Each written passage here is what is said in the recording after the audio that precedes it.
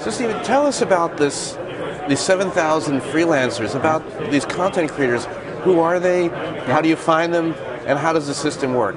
Well, it's a really exciting time right now because there is a wealth of talent all around the country who now have this unique opportunity to express themselves on the internet. And so what we've done over the past 3.5 years since we started the company is qualify thousands of freelancers, writers, filmmakers, copy editors, the type of folks that you would find at normal traditional media companies.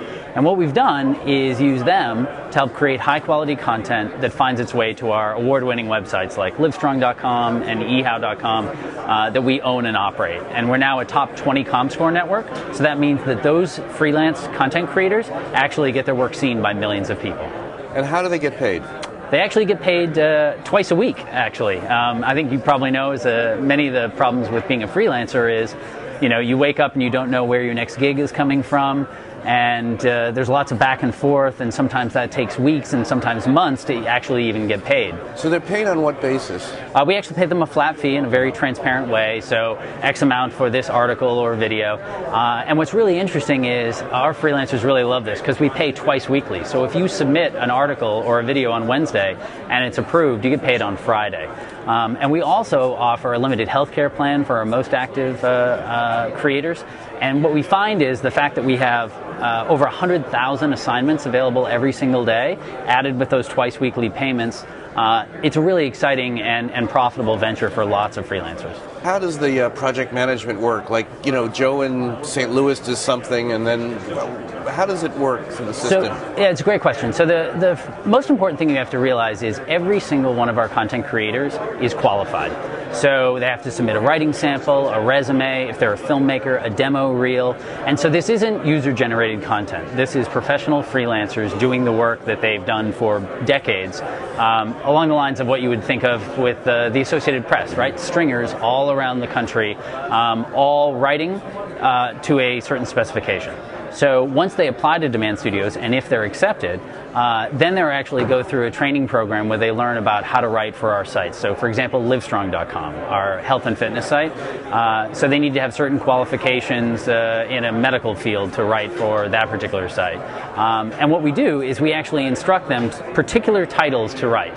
And we get those titles from our content algorithms, which we've developed over the past few years. So we know that there's a real near-term ROI on that content.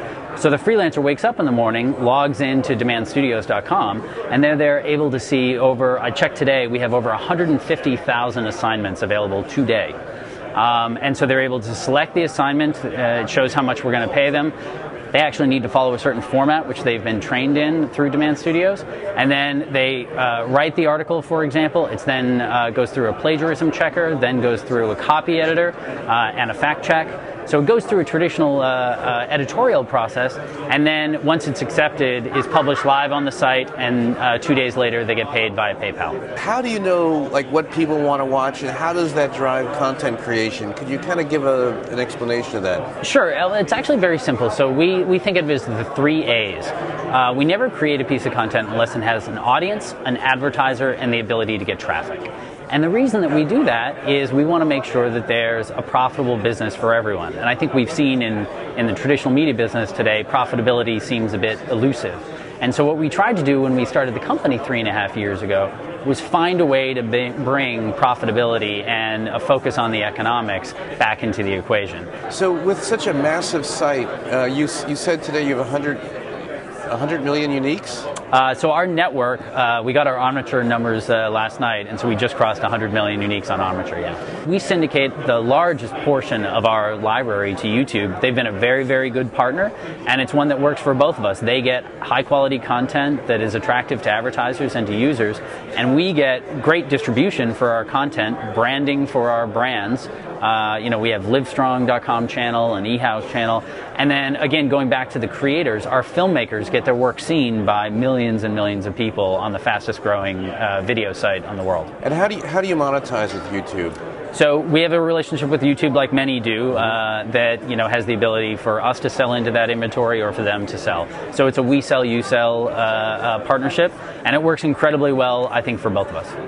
Great. All right. Well, thanks very much for your time, and congratulations on all the success. Well, Andy, thank you. Big fan of yours and big fan of BTV. Thank you. All right.